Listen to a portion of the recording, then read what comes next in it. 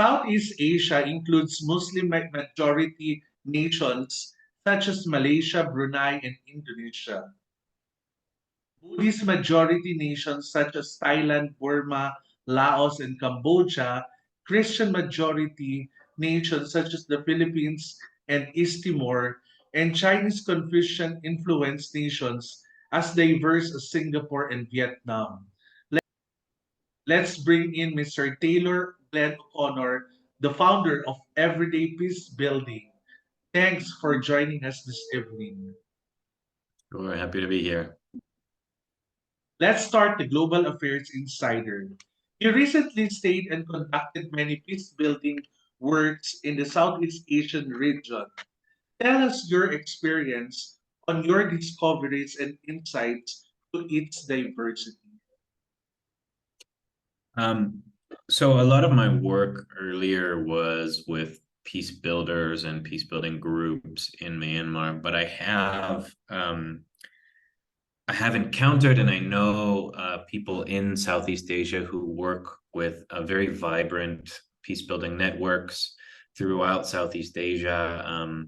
There's not necessarily a dominant group that is coordinating all peace builders and connecting peace builders across Southeast Asia, but there's a lot of groups that are really great that do work collaboratively, supporting one another with peace builders from Cambodia, Vietnam, Laos, Myanmar, Malaysia, other countries in Southeast Asia as well.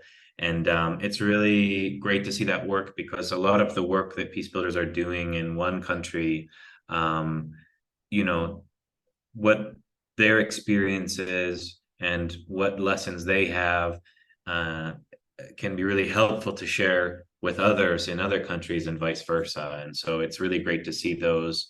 They're very grassroots kind of networks. Some are connected with universities, some are just NGOs, some are research-based, smaller scale kind of regional think tanks. Yeah, it's really good to see that kind of work.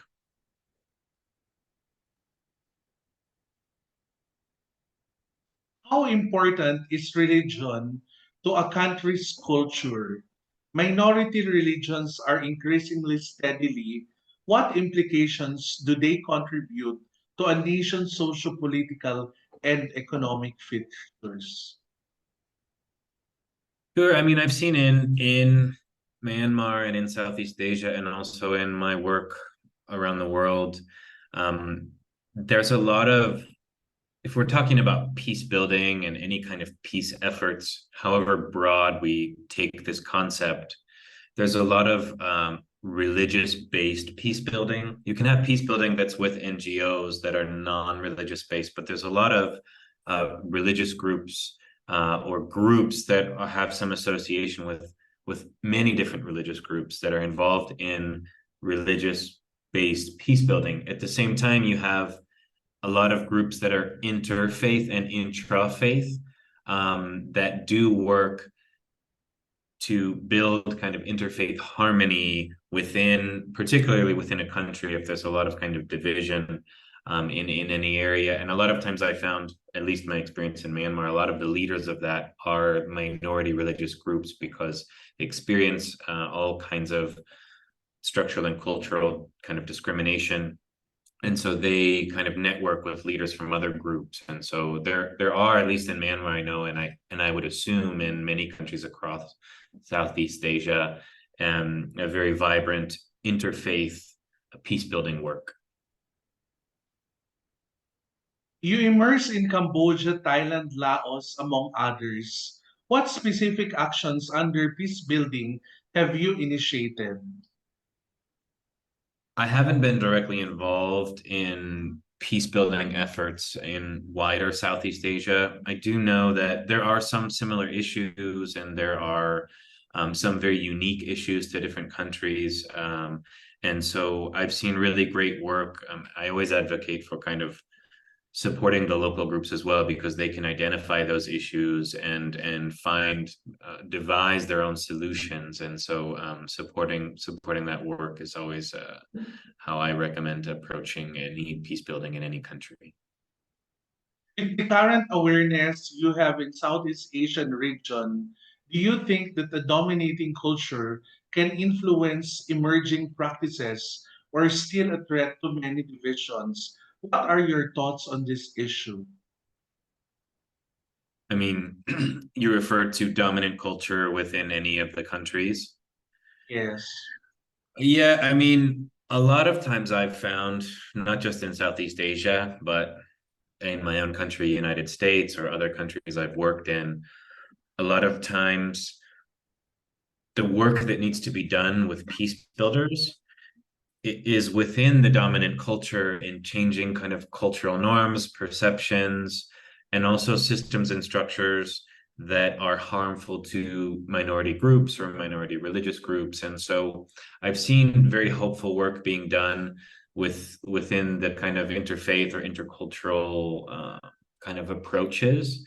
Um, but often the changes that need to be made within systems and structures or policies or within dominant culture can be made in that way with a focus on that, and it can alleviate a lot of tensions or issues that come about. As a peace builder, how do you measure success in short and long terms? Mm, measuring success is always a really challenging concept in peace building, because usually the work that peace builders do is looking for long-term change, because you can have some small successes, but peace building really happens over the long term.